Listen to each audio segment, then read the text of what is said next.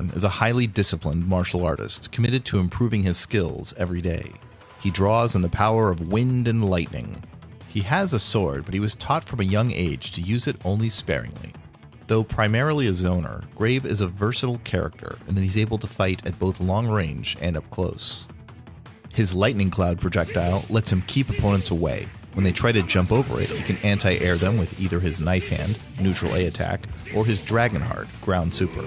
This is the basic game plan of the so-called Shoto characters and other fighting games. To mix things up, Grave can hold down the B button to create a bigger but shorter range lightning cloud. This really messes with the opponent's ability to jump over projectiles, and they'll often end up landing in the big cloud. Grave can also control the speed of his normal-sized lightning clouds by holding back, neutral, or forward while pressing B to get slow, medium, or fast versions. Grave's double palm reaches pretty far, and his sweep reaches even farther. All of his normal attacks can cancel into his lightning cloud. On the ground, this allows him to do simple 2-hit combos. He can jump kick first to do a 3 damage combo, and that's his bread and butter. Even if these moves are blocked, Grave is still in a good position. Grave's sword slash reaches far horizontally, and amazingly, it's totally invulnerable, like dragon punches in other fighting games. This gives it some incredible uses, but a sword attack is more about prediction than reaction. It has a lot of startup time, but the threat of it keeps opponents on their toes. It's unsafe on block, so only use it when you have a solid read. By the way, you can tell it's unsafe on block by the big red symbol that appears when it's blocked. The red symbol means your opponent will recover first, a blue one means you'll recover first, and the bigger the red symbol, the more time your opponent has to hit you back. Grave's jump A can cross up and lead to a combo. His jumping B can also cross up, and it knocks the opponent down on hit. It has a large horizontal hitbox, so it's great for coming down on top of an opponent. Pressing C in the air summons the wind. You can hold back or forward to summon it in either direction, though it's usually best to blow it toward the opponent. The effect is so powerful that it's limited by his cloud meter, so you must wait several seconds between uses. The wind blows the opponent back, making it difficult for them to get near you during a few seconds that it's in effect. It also powers up 2 of Grave's other moves. His lightning clouds become bigger and can destroy incoming projectiles and keep going, and his whirlwind strikes lightning below while the wind is blowing. Grave can take advantage of each burst of wind in 2 main ways. He can use it to intensify his keep away powers, making it very hard for opponents to get near him, or he can go on the offensive with it. It blows himself too, so his jumps become huge, and the lightning from his whirlwind is a real threat.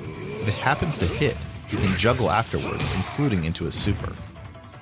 Grave's ground super does 1 damage if it's a glancing blow, but if he gets a deep hit, it goes into a special sequence that deals 2 damage. You'll get that more damaging version if you juggle into it after a lightning strike. Grave's air super is an aerial parry. If the opponent attacks into it with any kind of strike, Grave will parry that attack and will dramatically hit back for 2 damage. Another important thing to know about Grave is his ability to force block damage. As a general rule in all of Fantasy Strike, when players block a special or super move, the last chunk of their life bar starts flashing. If they block a second special or super move within a few seconds, it will flash faster, and if they block a third, they'll lose that point of life, which we call taking block damage. Grave is one of the best characters at dealing block damage because of the combination of the different speeds of his projectile, his large projectile, and his powered-up projectiles during the wind. Against a knockdown opponent, he can make them get up into a projectile, force them to block another one right after, and he can just apply a lot of pressure this way. During the wind, it's difficult for opponents to avoid taking block damage. Overall, Grave is a versatile character. He can keep opponents away, he can rush them down at least a little, and he can force block damage. He has few weaknesses, and he can adapt to his opponent's strategies well. But can you?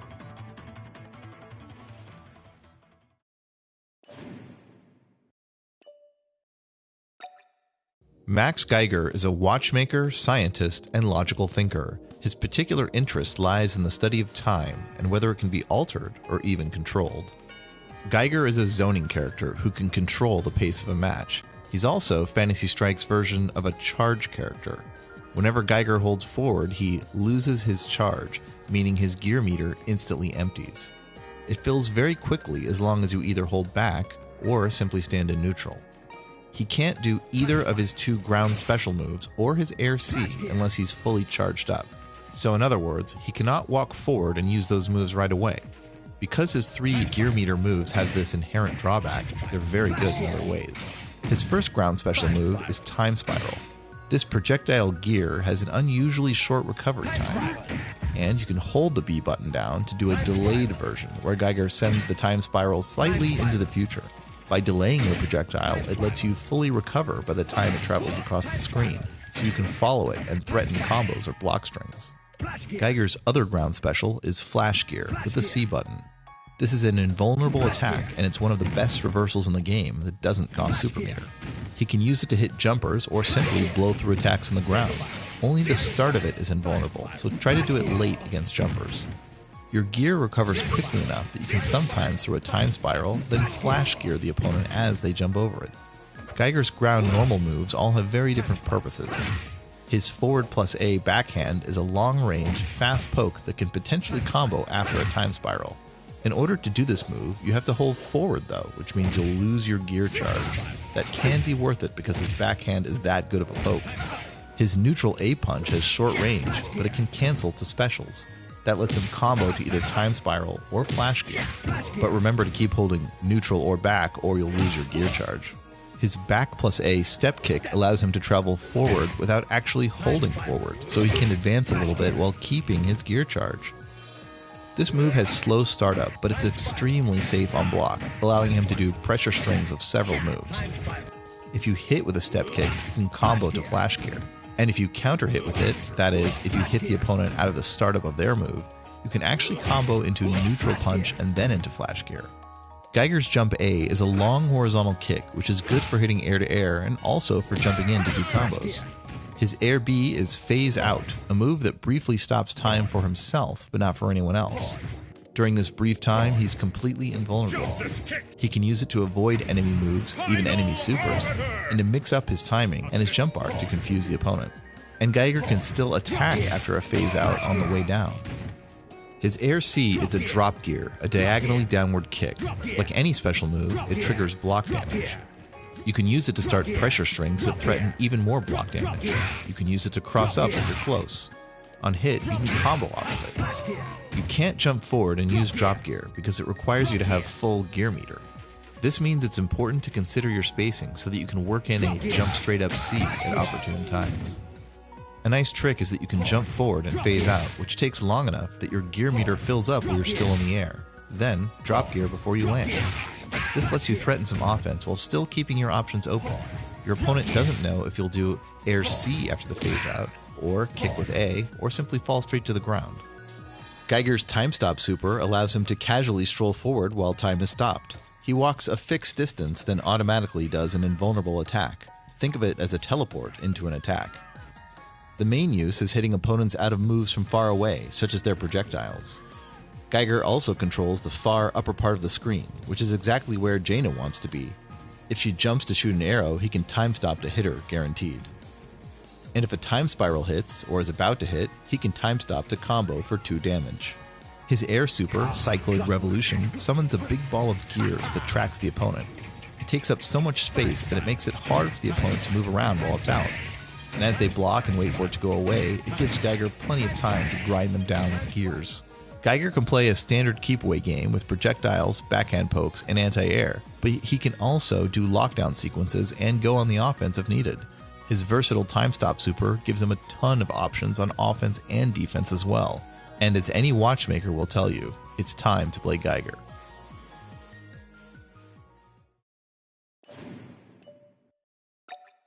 Setsuki Haruki is a ninja student at the Fox's Den School. She's eager to learn, especially from Grave, and she's incredibly fast, agile, and stealthy.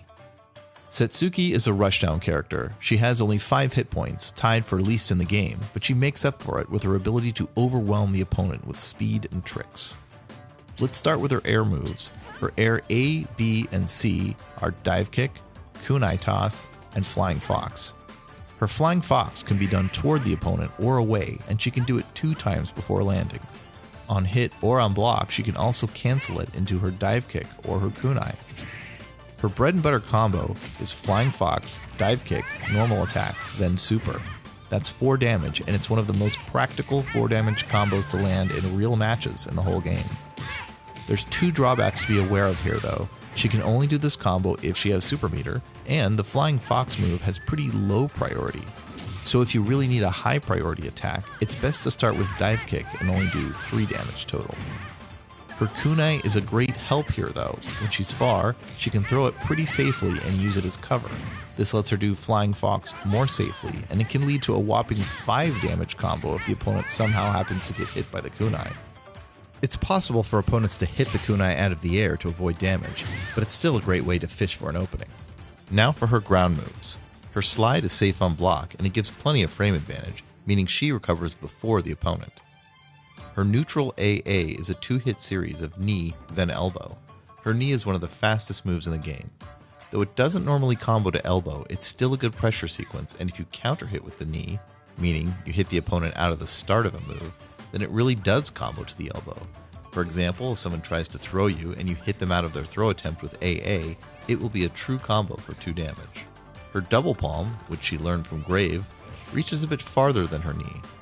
Characters can't usually cancel normal moves to super, but Setsuki's knee, elbow, and double palm can all cancel to super. Her slide doesn't cancel into her super, but it can still combo to super anyway after the slide recovers, if you hit with it just right. Her ground super, Esper Dash, has come up a lot already. Unlike most supers in Phantasy Strike, this one is mostly for combos. It's not invulnerable at the start, and one of Setsuki's weaknesses is that she has no true reversal. That said, her super does become invulnerable after it travels a bit, so you can go through projectiles if you plan ahead. Setsuki's B is her ninja port.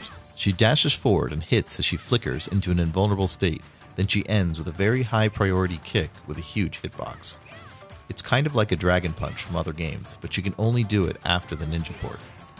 Her double palm combos to the first hit of the ninja port kick for a true 2 damage combo, but it's a bit risky to do because she's then committed to do the big kick at the end, which they might punish. The 2 hits of her ninja port kick don't usually combo, but if you space yourself correctly at the max range of the move, they do combo. The ninja port kick is great at hitting jumpers, and if the opponent doesn't jump, she can hold the B button down to end with a special throw instead. She can generally use this move to cause a lot of confusion and make the opponent question whether they should jump and which direction they should try to block. Setsuki's C button special is Starlight Tumbler. If you hold the C button down, she does a special throw that the opponent has to jump to avoid. Remember, jumps always beat special throws. If you press C instead of holding it, then you can end with either A, B, C, or Super.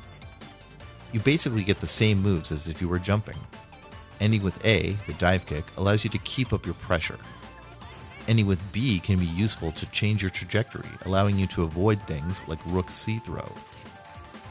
Ending with C is great to hit jumpers who are trying to avoid your special throw. Ending with Super is kind of a trick shot, but it means the opponent can't simply react with a reversal every time they see your Starlight Tumbler.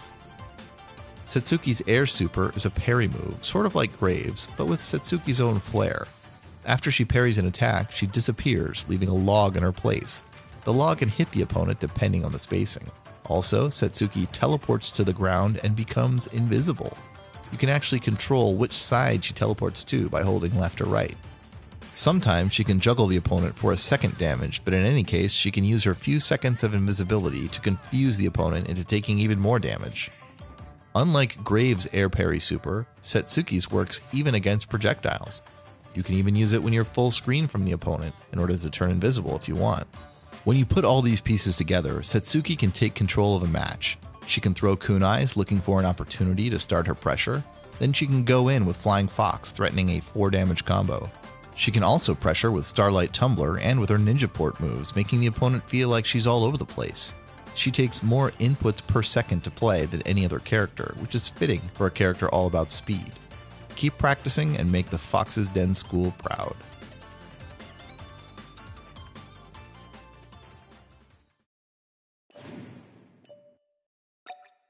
Garrus Rook was once a man, but is now a mighty stone golem. He created the Phantasy Strike tournament as an Olympic-style event to unite the disparate peoples of the realm. As a fighter, Rook is a grappler. He wants to get close to his opponents and throw them. and he's a grappler player's dream because he's got so many tools to get in. Plus, Rook has 8 hit points, the most in the game. His drawbacks are slow walk speed and no projectile attacks, so he really does have to get in. Rook's most important move is his special throw on his C button, Windmill Crusher. It has slow startup for a throw, but to make up for that, it has super armor, meaning he can take a hit and still perform a grab. That means Rook can throw opponents if they try to jump at him and attack. He can throw opponents who try to poke him or frame trap him. The throw has long enough range that he can simply walk up and throw them too. And it has a lot of active frames, so he can easily throw an opponent as they get up from a knockdown. Windmill Crusher has so many uses that opponents must respect Rook and specifically try to play around getting thrown by it. It does 2 damage, which is a third of most characters' hit points. What can opponents do to get out of a Windmill Crusher? To answer that, we have to understand the difference between a special throw and a normal throw in Fantasy Strike. Windmill Crusher is a special throw. You can jump to get out of special throws. Whenever you input a jump, your character takes 3 frames, which is 3/60th of a second, to prepare for the jump. These are called pre-jump frames, and even these pre-jump frames are immune to special throws. So if your opponent is knocked down right in front of you, and you make them get up into a Windmill Crusher, they can simply hold jump to always get out. Rook can mix up opponents by using his normal throw. Normal throws have fast startup, so they can start grabbing much sooner than his special C throw, and opponents cannot jump out of them. Normal throws do grab pre-jump frames. Most characters deal 1 damage with their normal throws, but Rook, being a grappler, deals 2 damage with his, and it leaves him in a very favorable position afterwards. He's close enough to threaten with his jumping splash as a cross-up. What can opponents do to get out of his normal throw? The same thing they can do to get out of any normal throw in the game. They can Yomi counter. If they completely let go of their controls, which is a very risky thing to do, then they will automatically reverse your normal throw and they'll get full super meter. Because Rook has both a great normal throw and great special throw, he threatens a mix-up. Opponents can jump out of his special throw, but they can't jump out of his normal throw.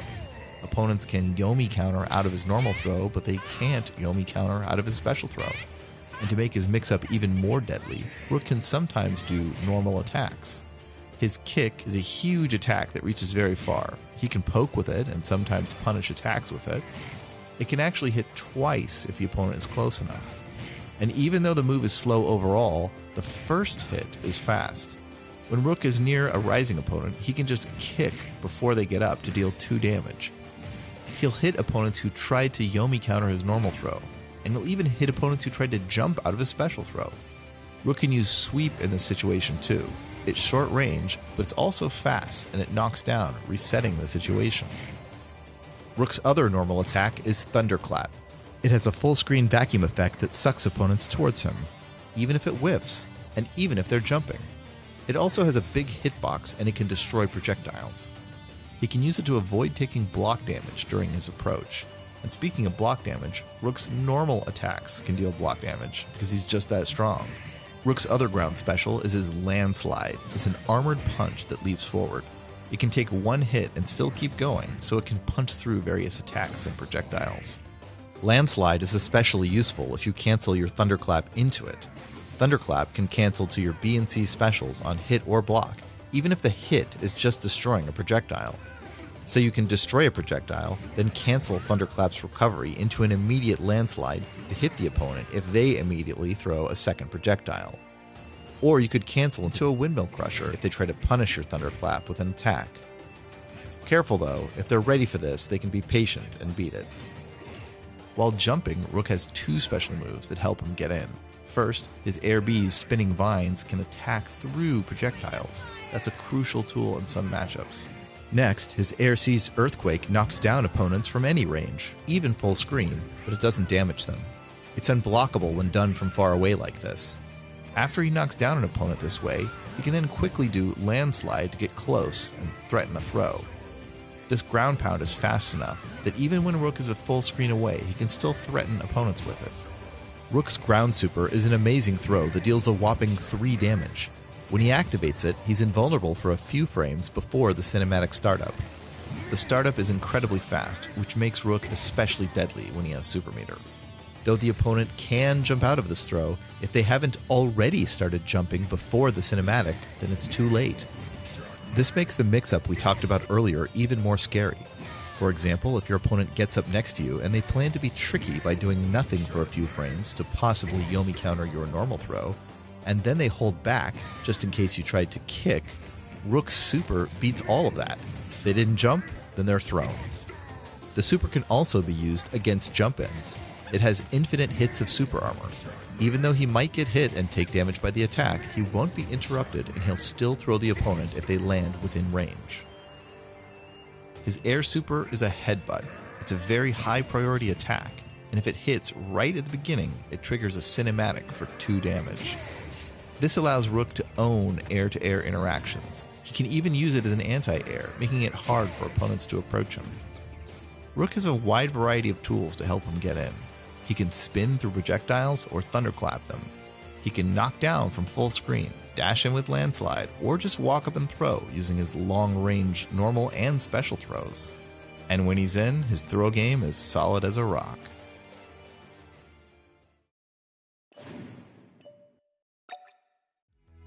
Lum Bam Fu is a panda who loves gambling, as most pandas do. He's a good-natured jokester, and he just wants some exciting, mildly annoying things to happen. It's hard to classify Lum's gameplay, being the wild card that he is, but he basically wants some breathing room in order to set up a bunch of chaos that he hopes ends up going his way. Lum's C button, Item Toss, is the heart of his character. He throws one of several random items, and you can't control which one you get. Fireworks is the best item. Lum throws a rocket into the air, and then a few seconds later, fireworks rain down. These fireworks cannot hit Lum, only the opponent, so it gives Lum a chance to go on the offense while the opponent is probably forced to block. You only get fireworks a small percentage of the time though. Throw as many items as possible to maximize your chances, and then improvise to do your best with whatever you get. His coin, from the card game Pandante, is good anti-air. The bomb can hit both characters, so be careful.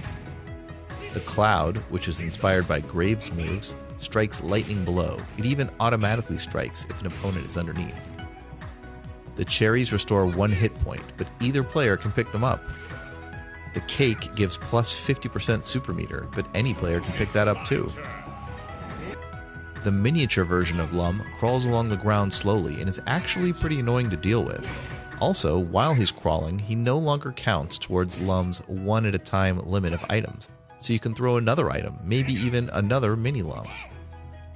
Mini Rook is a very rare item. He's kind of like Mini Lum, except he has 3 hit points. So when he hits the opponent, or if the opponent hits him, he keeps going until he's down to 0 hit points. Speaking of items, Lum's ground super is slots of items. He operates a slot machine that spews out 4 random items. Lum can throw an item with the C button and then immediately super for a total of 5 items. It causes a lot of chaos. If you happen to get a cake or 2, you can even immediately use the slot machine again. The slot machine itself can hit the opponent, so you can use it as a sort of reversal attack.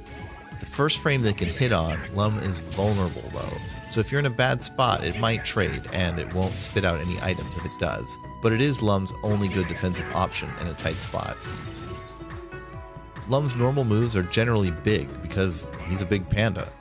His back plus A knocks down, his forward plus A reaches a little bit farther, his neutral A is great anti-air and it's pretty fast, his jumping A is good for cross-ups and good for jump-in combos. Lum's B is a rolling attack. This helps him get around the playfield quickly and is especially good for picking up any cherries or cakes that he tosses out.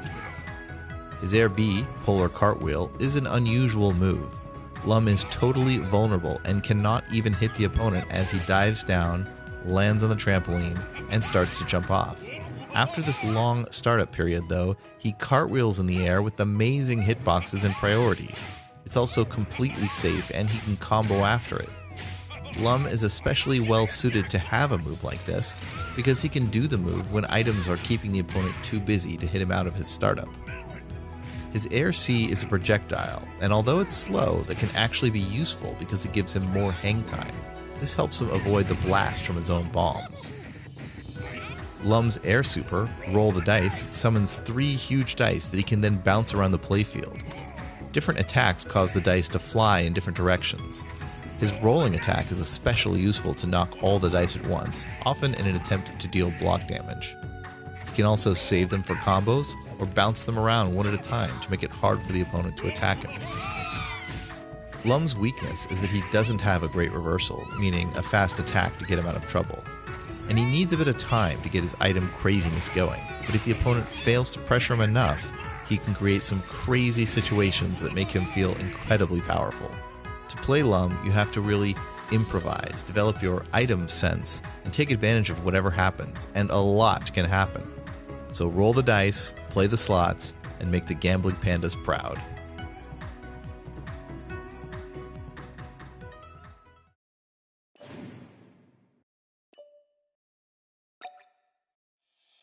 Jaina Stormborn is reckless, rebellious, and a bit of a show-off. That's exactly why Master Midori taught her archery as a way to instill some patience. She wields a magical bow with an endless supply of flame arrows. Jaina is a strong zoning character, one of the best in the game at keeping opponents away. She does it by creating an obstacle course of flame arrows. Her B button shoots a flame arrow. She can do that on the ground or in the air. On the ground, she can hold down the B button to charge it up. Her level 2 shot destroys enemy projectiles and keeps on going. Her level 3 shot is unblockable. In the air, holding B doesn't charge up her shots, but it does allow her to extend her hang time, which can be helpful. Jaina's Air C shoots a different kind of flame arrow diagonally up, and then it rains down a bit later. The most important thing to know about it is that she can have as many of these shots on screen as she can get. Usually, in Fantasy Strike and most fighting games, you can't shoot a projectile while your previous projectile is still on screen. For example, Jaina can only have one horizontal shot on screen at any given time, whether that's her Air B or her Ground B, but she can do Air C shots in addition to that. And to amp it up, her Air Super fires off 3 of these shots at once, and all of that can be in addition as well. For example, she can jump C, and then jump Air Super, and then land and shoot her horizontal B shot. That's a lot of projectiles at once, and it's also a good setup to try and land her unblockable level 3 shot while the opponent is dealing with the rain of fire. Jaina's knee, her forward A normal attack, has a lot of uses. She can travel forward quickly with it, and it's a pretty high priority attack. On hit or on block, she can cancel into an air special. This lets her combo knee into Air B for 2 hits. If you happen to hit the opponent out of the air really high up, you can actually combo into another knee and then into Air B for 3 damage. Her neutral A is a fast kick that also cancels the specials. Her jumping A is a dive kick with a very shallow angle. She can't really use it to get close to opponents, but if she's already near them, it lets her put together some pretty good rushdown. Her standard 3-hit combo is dive kick, knee, Air B. She can also dive kick, neutral A, round B. Her roundhouse kick, done with back plus A, can't cancel the special moves, but it reaches pretty far. It lets her poke or sometimes punish things that she otherwise couldn't, because her roundhouse hits faster at long range than any of her other attacks. Jaina usually wants to keep opponents away and make them deal with a lot of arrow shots, but what if they manage to get close?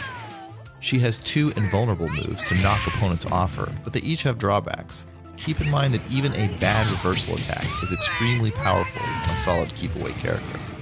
Jaina's first reversal option is Dragonheart, which is her ground C attack. It's an invulnerable Dragon Punch style move that knocks opponents away. It has slow startup, but even more notably, it damages herself. Yes, really. You have to be very careful with this move, but if you only have 1 life left, it won't kill you, so you can go hog wild at that point. But keep in mind that Dragonheart is completely unsafe on block. Even though taking self-damage is a big drawback, it can be worth it. If the opponent is jumping into you and you have to choose between blocking or Dragonheart, well, if you block, it lets the opponent start doing what they want to do. But if you Dragonheart, it will damage them for 1, as well as damage you for 1, and it will leave the opponent at full screen. They'll probably have to block your next flame arrow too. That way, you're doing what you want to do. Jaina's second reversal option is her ground super, Red Dragon. It doesn't cost her life to use, but it has an enormously long startup. She has to predict a move quite early to hit with Red Dragon. Jumping opponents can even block it on reaction if she does it too late. It still has its uses though, and it does 2 damage on hit. Jaina excels at filling the screen with flame arrows and forcing the opponent to figure out how to deal with it all. She can vary the timing of her obstacle course to frustrate opponents. If they stay back, they'll end up taking block damage or even get hit by her unblockable level 3 shot as her air super rains down. When things go wrong, can you afford the 1 life to Dragonheart them off you? Can you afford not to? Jaina is a bit of a paradox in that she combines patience and recklessness in her own unusual style.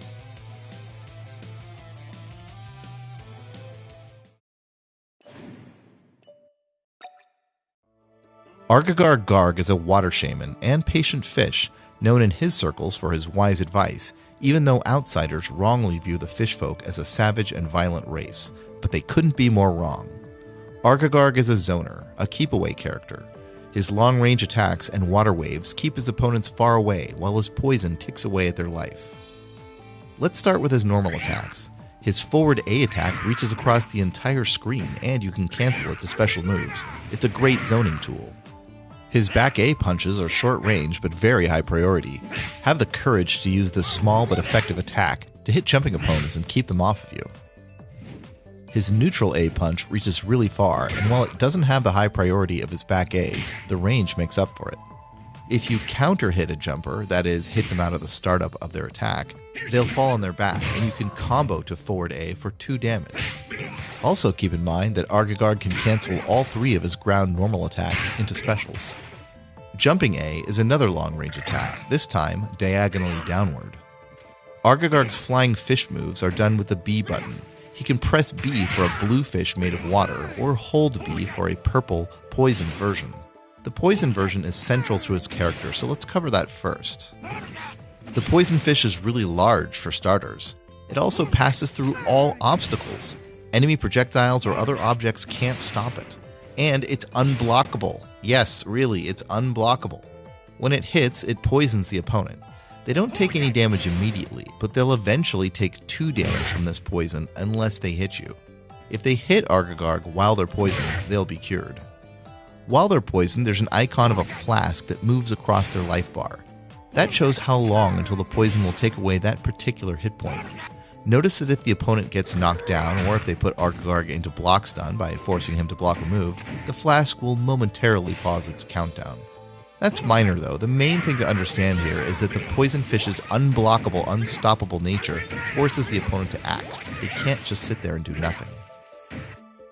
You can also stack multiple poison fish to poison more and more of their life bar. They could be on the hook to lose 6 or 8 hit points if you can keep them away for that long. And that brings us to the drawback of this move. If they hit you within a few seconds of getting poisoned, then the poison didn't actually do anything. You have to be able to keep them away long enough for the poison to tick to harness Argog's full potential. Also, the poison fish has another unusual drawback. It doesn't cause any hit stun. The opponent can simply hit you while you're doing it. They can walk straight through it, get hit by it, but then hit you back. So be careful to only use it when it's safe. You get the poison fish by holding down the B button, but if you press and release the B button, you'll get the blue flying fish. This one is made of water, so it doesn't actually deal any damage at all. It does splash opponents on hit and stuns them for so long that you can usually hit them with your forward A attack for 1 damage. And even if you don't hit them with that, it's still valuable to waste their time with the blue fish if they're poisoned. Argog's C special move is Rushing River. He summons a river of water that pushes opponents back. Again, this is helpful to waste their time if they're poisoned, and to keep them away from Argog regardless of whether they're poisoned or not. He's better off fighting from a distance. While the river is out, you can press C again to summon an orange fish that jumps out of the river. You can hold back, neutral, or forward during that C button press to get 3 different angles of this fish. It's a real fish, not made of water, so it does actual damage. The neutral version of this is great for keeping away opponents and hitting them if they try to jump in. The back version is good at hitting jumpers who are much closer to you, and the forward version is good for applying some pressure. You can also summon these orange fish even while you're doing another move, or while you're in block stun. There's a bunch of trickery you can do with this, on both the air and the ground. Air B is his staff drill. It's a pretty good priority attack that can be used defensively if you jump back into it, or offensively if you jump forward into it. You usually can't combo after it, but you can at least try to pressure afterwards. Air C is his sparkling bubble. This lets him travel horizontally through the air, and you can hold left or right as you initiate it to travel either direction. During your travels, you can press C again to pop the bubble. The pop is invulnerable after a short startup. You can use this bubble even after doing your jumping A punch. That lets you hit the opponent and then back away to safety, or pressure them and threaten a pop if you're feeling risky. You can also combine the bubble with the Ground C's Orange Fish. Do Rushing River, then immediately jump in Sparkling Bubble. As you travel, pressing C will summon the river's Orange Fish. Then you can choose to pop the bubble with another C button press if you want. For an even more powerful bubble, Argog's ground super is Bubble Shield. This summons a bubble around him you can pop by pressing S again. While the bubble is popping, Argog can still move around, block, do attacks, etc. The pop even moves forward with him if you walk. Another really powerful aspect of Bubble Shield is that you can pop it even if you're in block stun. So you can block a move, and while you're stuck in block pose for a moment, you can pop the bubble to hit the opponent out of their attack. Plus, there's another powerful property of Bubble Shield. When you initiate it, the game is briefly paused. This lets you see what the opponent is doing, and it allows you to do the correct response on reaction. It's especially good to do as you get it from a knockdown when the opponent has you in a mix-up. Another property to know about: while Bubble Shield is up, your Air C Sparkling Bubble is powered up too. It travels faster, and the pop of this super bubble has a huge invulnerable hitbox. You'll fall to the ground faster after popping it too. While you're falling from this Air Super Pop, you can do another air move before you land. Try popping the powered up bubble in the air, and then Air A for a combo, or pop and then back Air C to run away. That said, you'll use up your Bubble Shield this way. That can be worth it since you're building up super meter this whole time anyway. Argog's Air Super, Giant Fish, is straightforward to use because it does exactly what he generally wants to do: push the opponent away and waste their time. It's especially annoying when he combines it with his Ground B and C special moves to keep them away. Let's look more closely at some pressure sequences Argog can do to keep the opponent busy. When you do Rushing River, you can then spit a Flying Fish right afterwards, then summon the river's Orange Fish. Follow up with Forward A, Flying Fish again, and then repeat the sequence.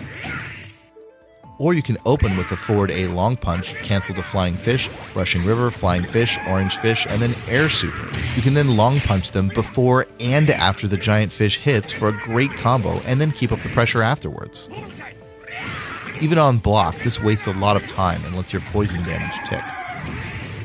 Argog is a difficult character to play, not because doing any of his moves is hard, but because there's so much he can do, and it will all fall apart unless you can zone them long enough for poison to do something. And you have to really know how to get out of trouble with brave uses of back A, Bubble Shield, or just a lot of blocking when you're getting pressured.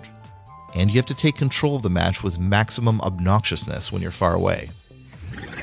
Philosophically, Argog believes in defeating opponents through patience, and if you actually have the patience to learn to play him, then you will truly understand him, as his fellow fish do.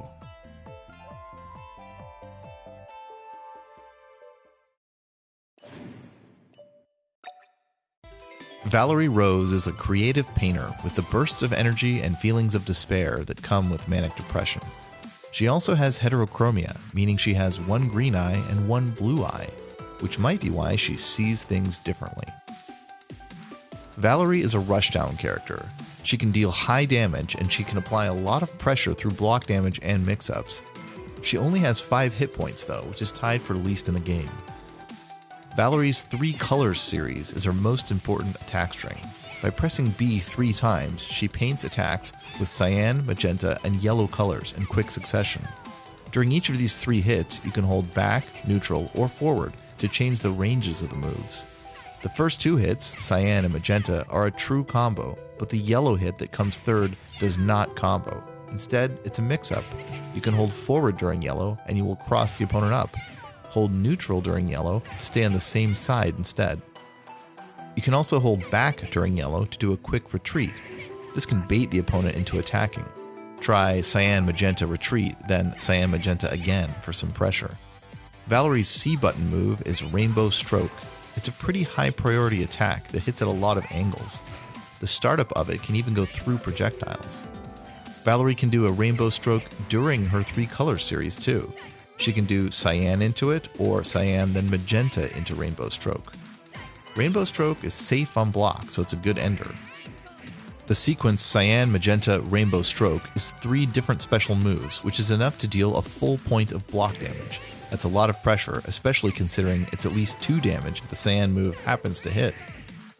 ARC is her Flying Rainbow Stroke. It's pretty similar to the ground version, but it travels much farther. It's useful to get in on opponents if you're far away, and if you happen to hit jumping opponents with it, you can juggle for extra damage.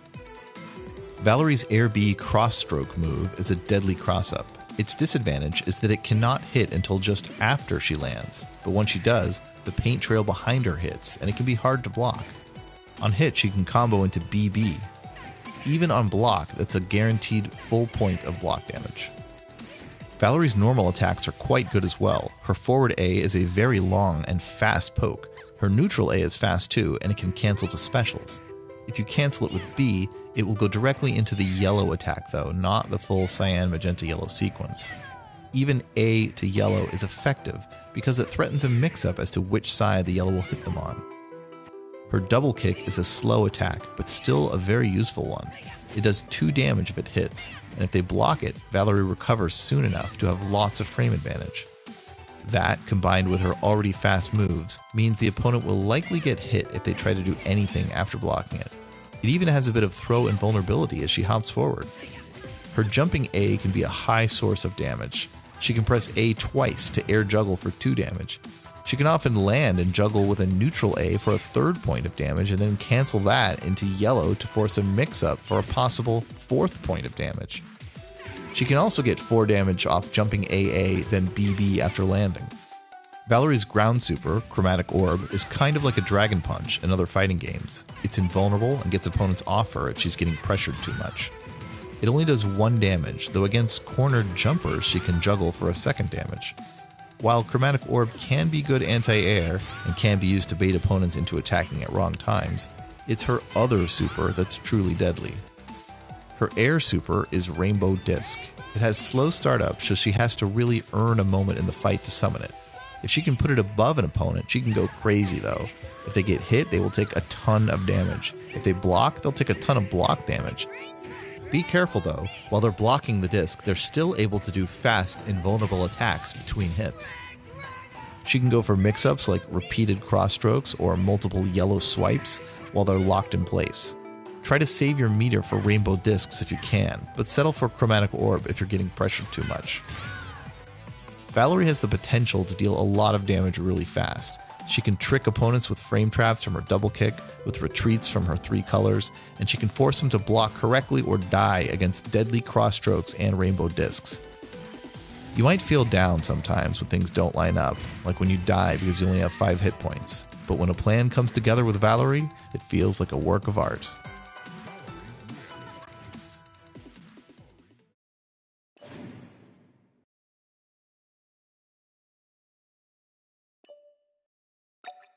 Master Ando Midori taught Grave and Jaina how to fight. He's a careful, honorable teacher who is able to take the form of a mighty dragon.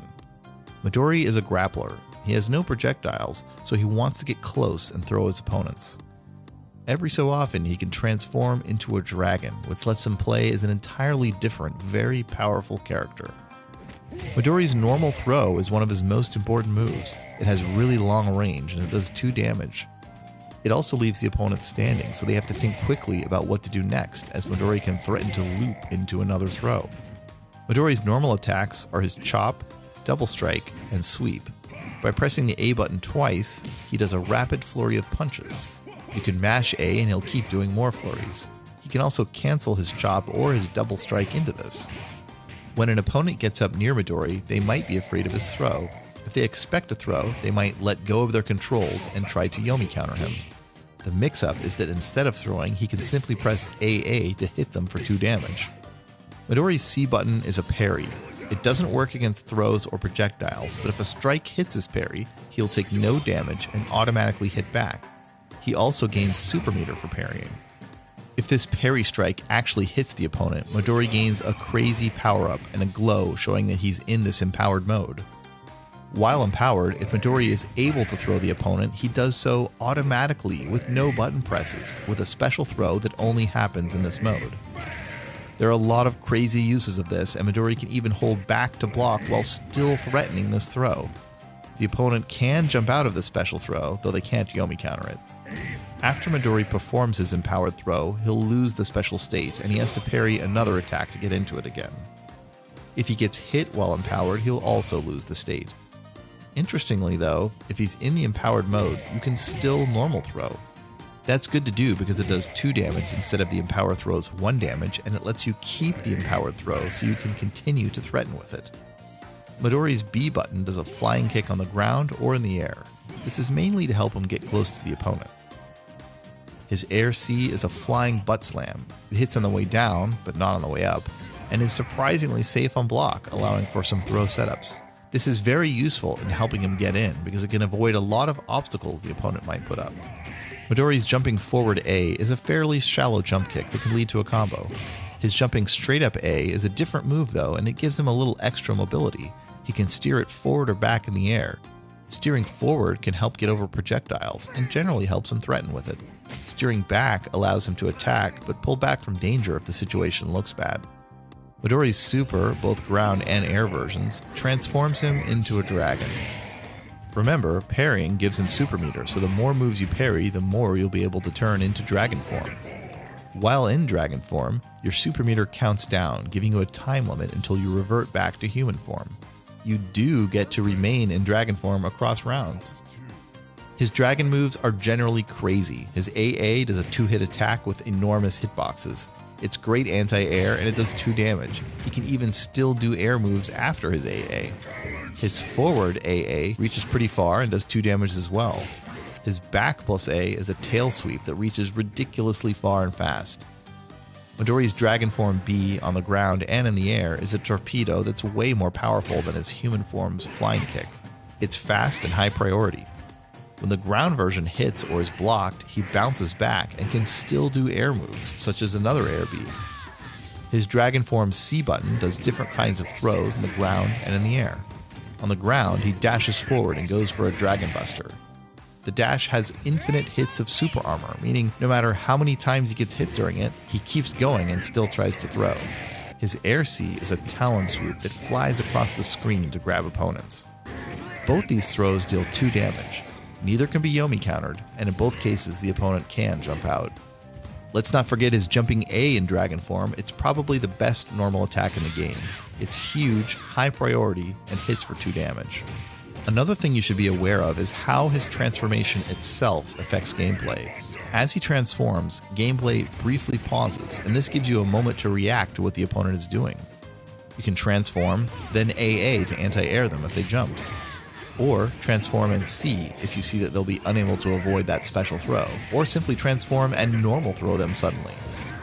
Midori's incredible bear hug throw and parry make him scary when up close, but he can struggle to get in sometimes. Opponents can't keep him away forever though. If they stall long enough, they're just letting him turn into a dragon. Why not be a dragon the entire match then, you ask? Because a win doesn't really mean much unless it's done fair and honorably. So only a little bit of dragon here and there.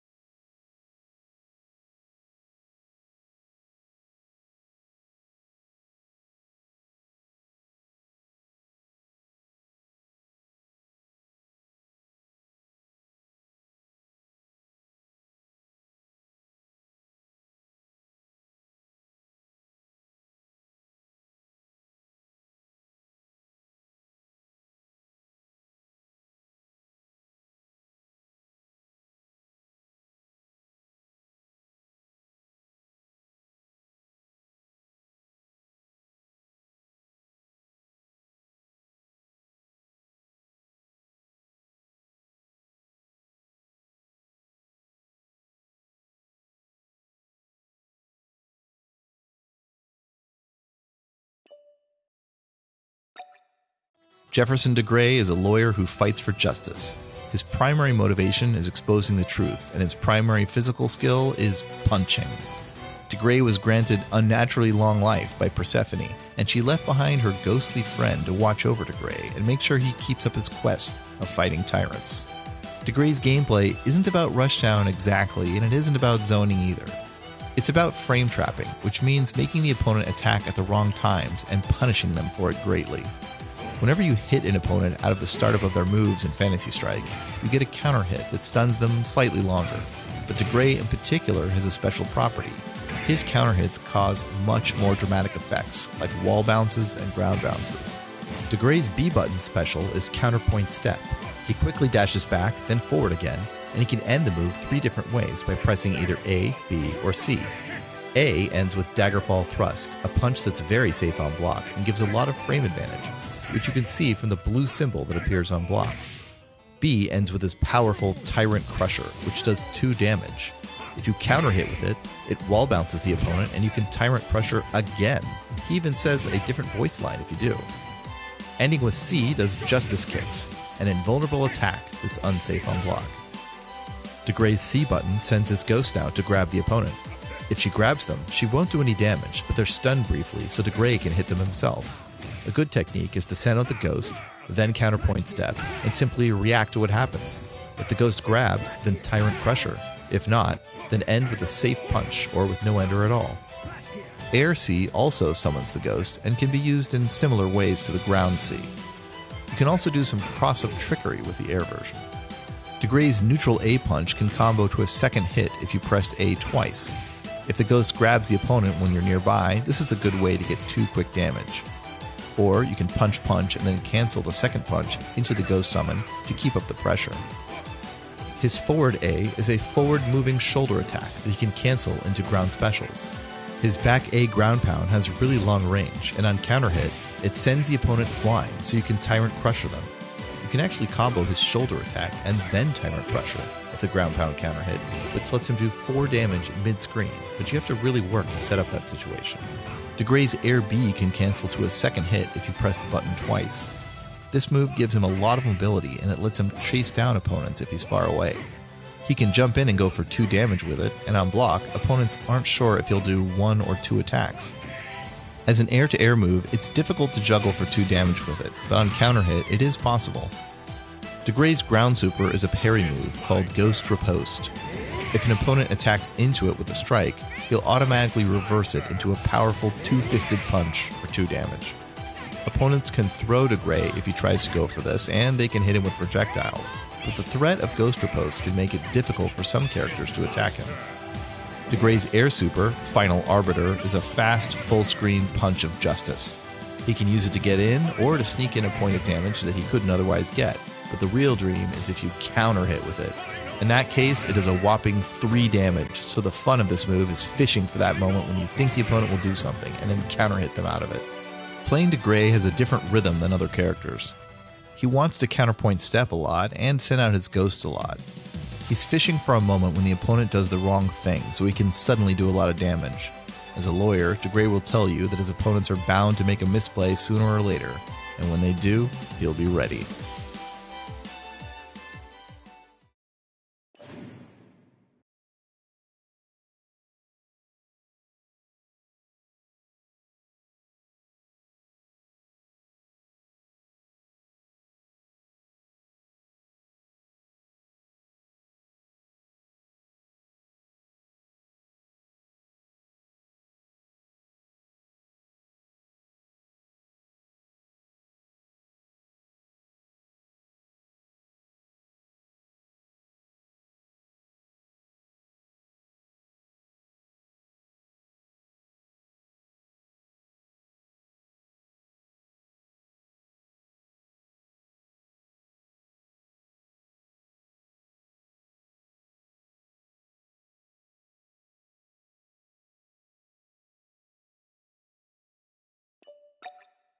General Onomaro is a master tactician in charge of the Flagstone Army.